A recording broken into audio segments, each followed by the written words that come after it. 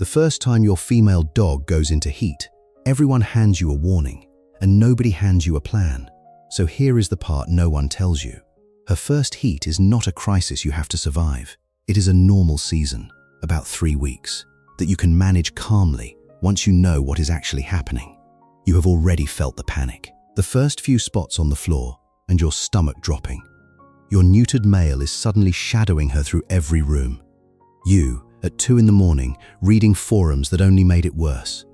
None of that is you failing her. Nobody ever sat you down and walked you through this, so the fear just filled the space where the information should have been. So let us close that gap. 7 things no one tells you. The do's, the don'ts, and near the end, number 6. The one every worried first-time owner needs to hear. The truth about the wait before you spay. You think her first heat is a medical emergency, something you have to get through and survive. Here is what is actually happening. This is a normal reproductive season. The bleeding phase runs roughly 2 to 3 weeks, and then it passes on its own. According to Cornell's Riney Canine Health Center, a dog's first heat can arrive any time between 6 and 24 months old, and every dog runs on her own clock. Smaller dogs tend to start earlier, larger ones later, and the length of each stage varies from one dog to the next. So the honest answer to "is this normal?" is almost always yes, and the person to confirm exactly where she is in the cycle is her vet. You do not have to diagnose anything yourself. You only have to notice and let her vet fill in the rest. That is why you have had those moments. Counting days on the calendar, staring at the little marks you made, refreshing the same article a 3rd time, hoping for a number that would finally make it feel certain. There is no single right number. The timeline is a range, not a fixed schedule. It was never something you were going to get wrong. Here is what changes tonight. You are not managing a disaster. You are keeping a calm eye on a season your dog was always going to have.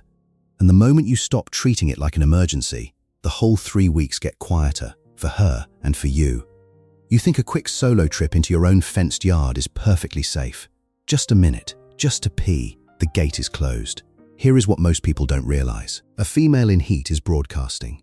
She is sending out scent signals, chemical cues she cannot help releasing, and they travel on the air far beyond your fence line, much farther than owners ever expect. A determined, intact male can pick up that signal from streets away, and a fence he never cared about yesterday suddenly becomes a challenge he is willing to clear. That is why you might notice it before you understand it. A dog you have never seen before, lingering at the end of your street. The neighbor's male, pacing a fence line he used to ignore, whining at a gate he never gave a second look. Even your ordinary walk feels different. Noses lifting, heads turning, dogs across the road suddenly fixed on her. The air around your yard has changed, even though nothing looks any different to you. So here is the do. Leash her every single time she goes outside. Yes, even in your own yard. Supervise every bathroom break from start to finish. No solo yard time, no just for a second, until she is fully through the season. Roughly 3 weeks, but let her vet confirm the stage. This is not about hovering out of fear. It is about knowing that the one thing you cannot see, her scent on the wind, is the one doing all the talking. You are simply staying between her and a risk she has no idea she is advertising. The leash is not a punishment. It is just you carrying the part that she cannot. You think the mounting between your dogs means one of them is trying to dominate the other. Establish rank. Put the other one in their place. Let that idea go, because it is almost never what is happening. Mounting at a time like this is usually arousal and stress spilling over. Behavior specialists call it a displacement behavior, a way of discharging feelings that has nowhere else to go. Veterinary behaviorists at UC Davis are direct about it. Dominance is very rarely the reason a dog mounts. Far more often, it is overexcitement or stress or play that got too big for the moment. That is why you tend to see it flare up at the exact moments the household energy spikes. A knock at the door, a burst of chasing in the living room, a visitor arriving, or a walk that got a little too exciting. The feeling rises with nowhere obvious to land, so it comes out sideways. And then, just as quickly, it passes. So here is the don't. Do not scold or punish either dog for it. Punishment just pours tension onto a dog who is already overfull of feeling, and it can make the whole thing worse. And here is the do. Stay calm, gently redirect. A toy, a cue they know, a change of room, and give them separate, rotatable spaces to cool down in. A minute or two apart, and the wave usually breaks on its own. None of this means anything is broken between your two dogs. It is not a power struggle. It is just a lot of feeling in a small body on a strange week, looking for the nearest exit. And if this is already making your dog's first heat feel less like an emergency and more like something you have got, that is exactly the point.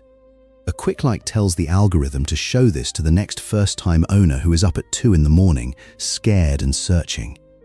It is how we reach the people who need the calm version of this. You think the danger is right there in your own home, that your neutered male could somehow get her pregnant, so you watch the two of them like a hawk, bracing for it. Here is the truth that lets you breathe. A neutered male cannot sire a litter. The real pregnancy risk is an intact male, outside. Remember the scent from a moment ago. That signal is not calling to the dog already asleep beside her on the couch. It is calling to every intact male within range of the wind. The one at the far gate, the one 2 houses down, the one whose owner also left a door open. That is the dog you will never see coming because he answers a signal you cannot hear. The risk walks in from outside. It is not lying on your furniture. There is one honest caveat. If your male was neutered only very recently, there can be a short window where a little fertility lingers. So if that is your situation, send your vet a quick message and ask. If he has been fixed for a good while, that worry is simply gone. One short text and you can cross it off the list entirely. So here is the don't. No dog parks, no daycare, no off-leash anything until she is completely through. Point your caution outward. At gates, at fences, at the front door left open a beat too long for groceries. Not at the dog she has curled up beside every night of her life. The worry that has been keeping you up is aimed at the wrong window. Once you move it to the right one, the whole house gets calmer. You think you have to keep your two dogs apart every single waking moment. Hovering, never sitting down, refereeing every interaction until this is over. You do not need a lockdown. You need a rhythm. Set up calm, rotatable separate spaces, a baby gate, a closed door, 2 rooms you can swap them between, for the stretches when you genuinely cannot supervise. That is it. Not constant vigilance, just a simple system running quietly in the background. One dog dozing behind the gate with a chew, the other stretched out with you on the couch, and 20 minutes later you swap. No drama, no standoff, just a gentle rotation neither of them thinks twice about. And here is where your own calm does more than you would think. In a 2019 study in Scientific Reports, researchers found that over time, dogs' long-term stress levels tended to mirror their owners. The calmer the person, the calmer the dog. Hold that one gently, because it was a specific group of dogs and owners. But the direction rings true to anyone who has lived with a dog. Your nervous system sets the temperature of the room, and right now, she is reading yours more closely than usual. That is why the days get easier the moment you stop bracing for disaster. You stop scanning every hallway. Your shoulders come down from around your ears. She feels that settle in you, the way she always reads you. And she settles too. The rotation just runs. The house goes quiet. So here is the do. Build the system once. Keep it low drama. And then let your steadiness be the thing that fills the house. Because more than any gate, more than any perfect routine, that is what actually helps her through this. You think you should rush the spay. Book it now. End all of this. And, somewhere underneath, you are afraid that waiting means you are neglecting her. Here is the truth that should lift that weight off your chest. Waiting is not neglect. Waiting is the careful, standard call. Here is what most people don't realize about the timing. During heat, the blood supply to her reproductive organs increases a great deal. The tissue becomes fuller, more fragile, more likely to bleed. Operating in the middle of that is simply harder and riskier than it needs to be. So most veterinarians prefer to wait until she is fully out of heat, when the swelling has gone down, the vessels have quieted, and everything has settled back to normal. The very same surgery, a few weeks later, is simply a safer one. Cornell's veterinarians put it plainly. If your dog is in heat, it is best to wait about 2 months after her cycle before you spay.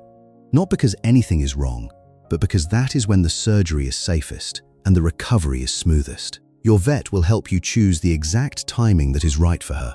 So think about the message you keep drafting and deleting. The one to your vet that says, "Should I just book it now?" The reassuring answer is the one you were half hoping for. Waiting for the month is exactly what a careful vet would tell you to do. You are not behind. You are not failing to protect her. You are doing the patient thing that protects her most. And here is what I most want you to hear.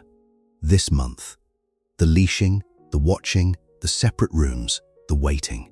None of it is you falling short of some fix you should have made already. It is you being the calm, prepared owner she needs, right now, in the one season she cannot understand on her own. That is the whole job. Not fixing her. Just staying steady beside her while she grows up. She will not remember the details of these 3 weeks, but the calm in the house while it happened. The leash clipped on without a sigh, the steady hand, the unbothered voice that came from you. That is what she carries. Not the season. You. You think the spotting on the floor means she is hurt, that something has gone wrong inside her. Here is the gentlest truth of the whole video. That little bit of blood is just one normal phase of the cycle. Not an injury, not an emergency, not a sign of anything gone wrong. The spotting belongs to the early part of a normal heat, and like the rest of it, it passes on its own. And those doggy diapers you have been eyeing, they are for comfort and clean floors, nothing more. They do not prevent anything. They just make the mess easier on both of you while the season runs its course. So the little trail of spots that made your heart jump when you first saw it, that sent you reaching for your phone at midnight, is honestly the least worrying part of these entire 3 weeks. A paper towel, a diaper, a shrug. That is the whole response it asks of you. She is not broken. She is just growing up. And you, the one noticing, planning, clipping the leash on, keeping the house calm. You are doing this exactly right. That was never a crisis to survive. It was only ever a season to walk her through. And she is walking through it with the steadiest person she could have asked for. The one who read all 7 of these just to get it right for her. Everyone handed you a warning. Nobody handed you a plan. Now you have one. So here is the whole season in one calm breath. It is a season, not an emergency. Her scent travels, so the leash goes on. The mounting is an overflow, not a power move. The real risk waits outside, not on the couch. Calm beats constant watching. The wait before you spay is the careful call, not a failure. And the mess is just a phase, not a warning. Every one of those is something you can do. None of it asks you to be an expert, only to be steady. And steady is exactly what she needs from you this month. So tonight, when you clip the leash on for that last quick trip into the yard, you will not be bracing for disaster. You will just be the calm at the center of her first strange season. If you want to keep understanding what your dog is telling you, season by season, subscribe and stay with it. And tell me below, is this your first heat with her? Or have you been through it before and learned something you wish someone had told you?